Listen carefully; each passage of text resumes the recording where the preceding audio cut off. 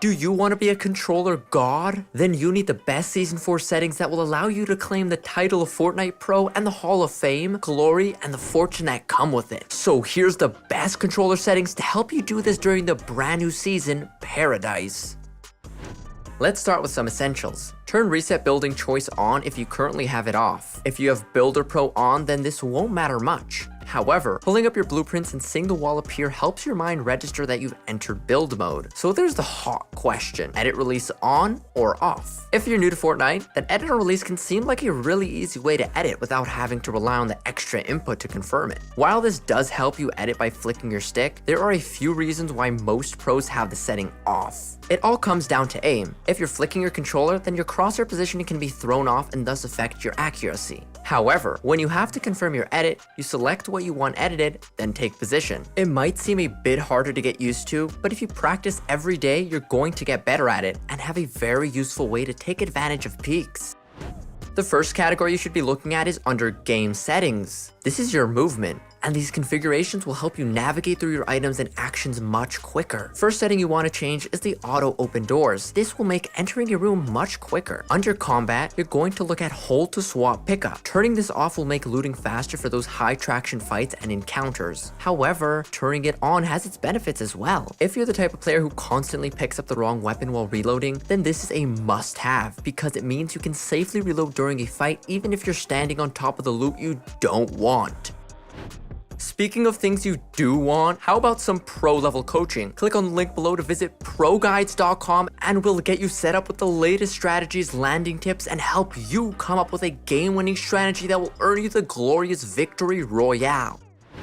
Your preferred item slot should be organized in a way that makes it easier for you to pull out whatever you need at a moment's notice. For controllers, we have a few different suggestions for you to try out. The first order would be shotgun first, followed by your SMG, a consumable item, snipers, and assault rifle. This puts shotgun at the front, allowing you to switch between AR and SMG using your bumpers. As a plus, you'll bring out your shotgun after your edits, allowing you to fire quicker. You also have your healing item dead center so you can switch to your optimal weapon after you're done recovering.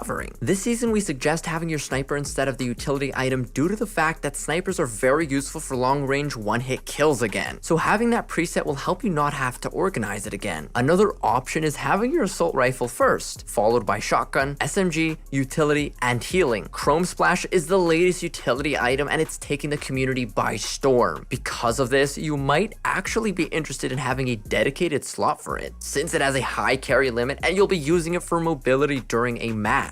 Now for the question of the day. You ready for this? Let's go. What is your personal sense and what helped you adjust to it? Leave your answers in the comment section below. Now, head to your controller options page and we'll make a few adjustments. We'll start with your edit hold time and your sliding. Edit hold time will be set to 0.200 by default. However, if you want to make your editing speeds faster, then you want to lower that to around 0.100. This is a setting you want to start getting used to if you want to improve on controller. Next option you want to swap out is the slide hold time setting. What you're going to want to do is to set it to 0.100 seconds. This will make it so you can slide as fast as possible without accidentally sliding when you don't intend to.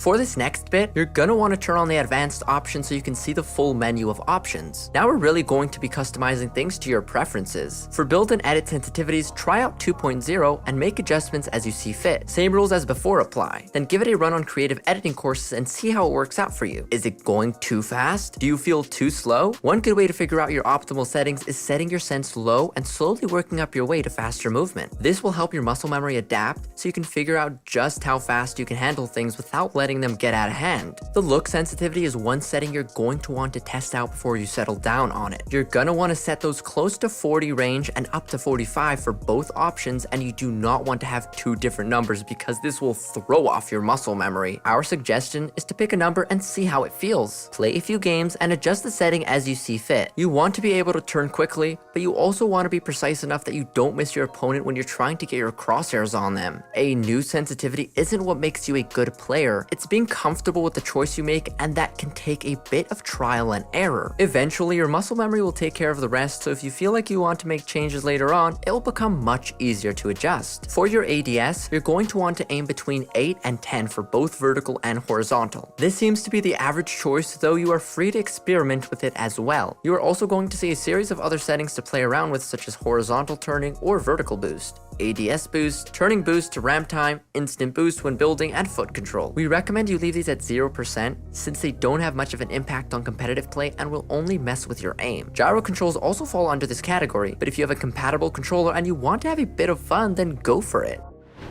So linear or exponential? This is a common question among controller players. If you're new to Fortnite, then settings can be somewhat difficult to figure out, especially with so many options. So here's a quick rundown of how it works and why you would want to give linear a shot. Exponential sensitivities tend to ramp up. This means you won't hit full speeds right away. It raises the longer you have the stick tilted. Meanwhile, linear sensitivity is instant, and because of this, can seem quite uncontrollable, but if you want to be a better builder, then you might want to choose linear. It's also much better for flicking your controller and getting those headshots with the shotgun. Exponential is better for aim, but if you truly want to improve, then you should start getting yourself used to linear, even if you find it difficult at first. Of course, if you choose linear, adjust your sensitivity accordingly till you feel comfortable with it. Dead zones are a useful tool, and if you have a brand new controller, then you can set this down as low as 8%. However, if you have an older controller, you might want to set it a bit higher. Why is this? Well, the older your controller is, the more susceptible it becomes to stick drift. If you're a controller player dealing with drift, this can absolutely wreck your game. However, by setting the dead zone higher, you can prevent yourself from making any unnecessary movement. For bindings, we're going to leave these mostly unchanged. Not all binds are the same for each controller. PlayStation and Xbox controllers to name, the more common controllers are often different due to the positioning of the stick. Some PlayStation controller users like to bind right D-pad as run while having switch mode as triangle or Y. However, if you have a scuff controller, then you want to assign your back paddles to help you with reloading, builds, and harvesting tools. Meanwhile, if you don't have paddles, you want to consider playing claw, and this will make the left, top, and right button on your right side controller easily accessible. We suggest binding reload, switch mode, and edits to these 3 binds in whichever way is most comfortable for you. However, also keep in mind that PlayStation 4 controllers are quite comfortable for double claw, though you should focus first on mastering right hand claw before jumping that far ahead.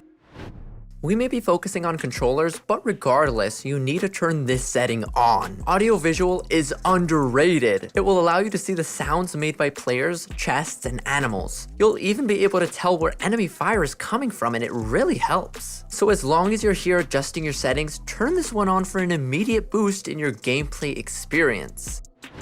Before we wrap things up, don't forget to check out ProGuides.com for some lessons from our pro-level coaches.